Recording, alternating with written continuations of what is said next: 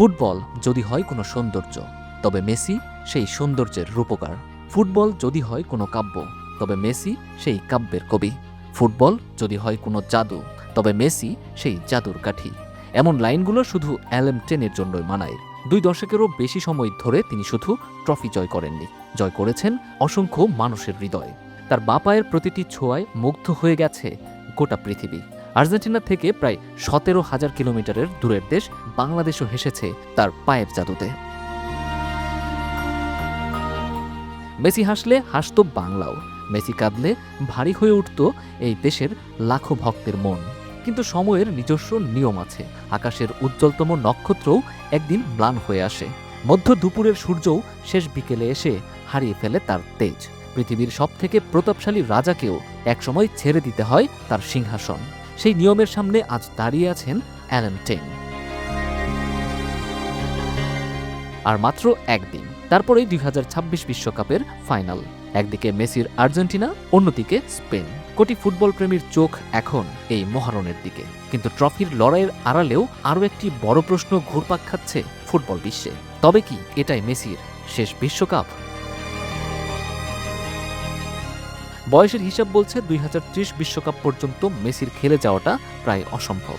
Messi নিজেও কখনো নিশ্চিত করে বলেনি এই বিশ্বকাপের পর তিনি কি সিদ্ধান্ত নেবেন, তবে বহুবার ইঙ্গিত দিয়েছেন সময়কে মেনে নেওয়ার জন্য তিনি প্রস্তুত।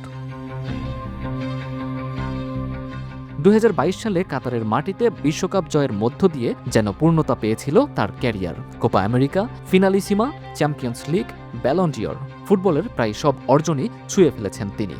এক সাক্ষাৎকারে মেসি বলেছেন, ফুটবল তাকে যা দিয়েছে তার বাইরে আর কিছুই চাওয়ার নেই। ফুটবল দেবতার কাছে আর হয়তো কিছুই চাওয়ার নেই মেসির। তাই বিদায় নিয়ে তার কোনো আক্ষেপ বা বেদনা থাকার কথা নয়। তবে অ্যালেম-10-এর থাকুক বা না থাকুক, তার কোটি ভক্তদের সেটা থাকবেই।